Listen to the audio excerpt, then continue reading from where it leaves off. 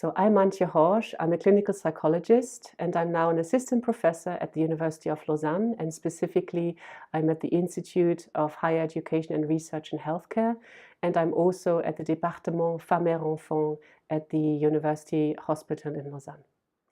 I'm a clinical psychologist by training. I did my master degree at the Humboldt University in Berlin in Germany, and I had a graduate scholarship in Toronto in Canada for 1 year. And then I moved to Oxford and I did my doctoral training there at the University of Oxford.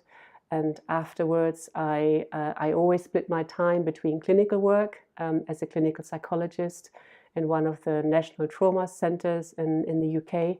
And I worked as a lecturer at the University of Lausanne in the clinical psychology program there. I decided to study psychology because I was very interested in how humans function. And in particular, I've been very interested for a long time, how do people respond to a traumatic event? A traumatic event can happen to anybody, so it can happen just like that. All of a sudden, we're hit by a traumatic event.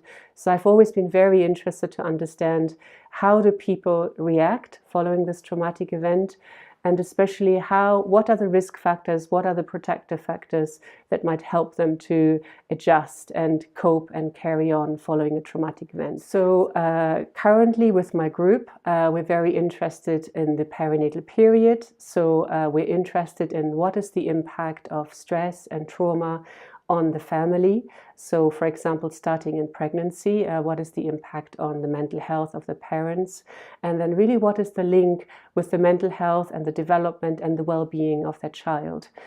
So this is something we call the intergenerational transmission of stress and trauma.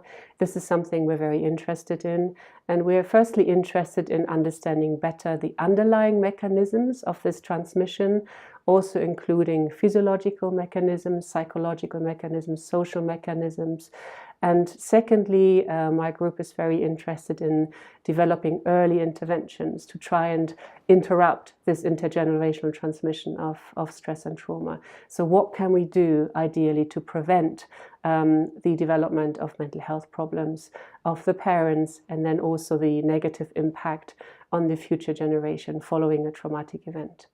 And this is really important because when we work with the parents, we will also work with the future generation. And it's very important to realize that this systemic approach, looking at the whole family, is crucial. So we've been, for the last few years, we've been very interested in what happens immediately after a traumatic event. So given that I'm interested in the perinatal period, I have used the model of traumatic childbirth as a study model for a real-life traumatic event. We know that following traumatic childbirth, between 3 and 6% of women develop post-traumatic stress disorder if there were no obstetric complications. However, if there was objectively a threat to the life of the mother and or her baby, so we're talking here about at-risk populations such as emergency cesarean sections or preterm birth, here the prevalence rates of post-traumatic stress disorder are much higher. And so here it can be up to 1/3 of parents who can develop post-traumatic stress disorder. And so what we've been interested in is what can we do in the first few hours following traumatic childbirth in order to prevent the development of post-traumatic stress disorder. We ask mothers following an emergency cesarean section to engage in a visual spatial task in the first 6 hours following traumatic childbirth. What we found was that these mothers, in comparison to a control group, had significantly less traumatic intrusions in the days, the week following after their traumatic childbirth. And also we found that a month following that traumatic childbirth, they were less likely to develop post-traumatic stress disorder, and in particular intrusive symptoms of post-traumatic stress disorder.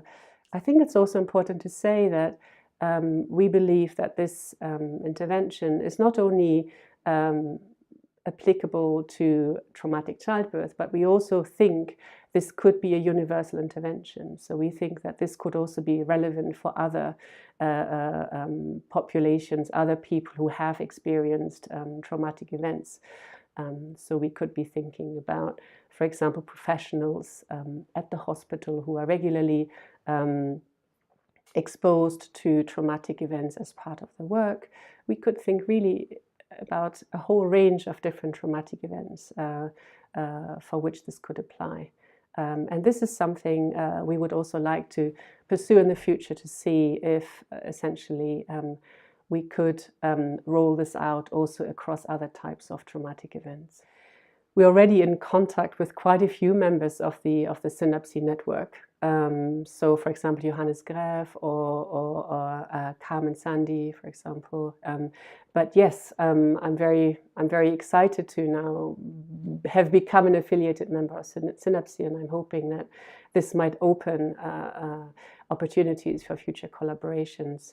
And I'm also very interested to hear about what the members of the network are doing. And it's very impressive, the amount of work that's been carried out by members of the network. So yeah, I'm excited to be affiliated to this now. I think that the way forward in clinical research is interdisciplinarity. I totally believe that. All of my projects I'm carrying out are always done with different professionals from different backgrounds. I really believe that if we want to address complex questions such as mental health, we need to join forces with colleagues and experts from different fields. So I'm very committed to the mission of the NCCR-Synapsy, and I think that that's where the future lies. I think that if we can join forces and if we can achieve the translation from fundamental to to clinical, to the applied sciences, I think that's the way forward for the future, no doubt.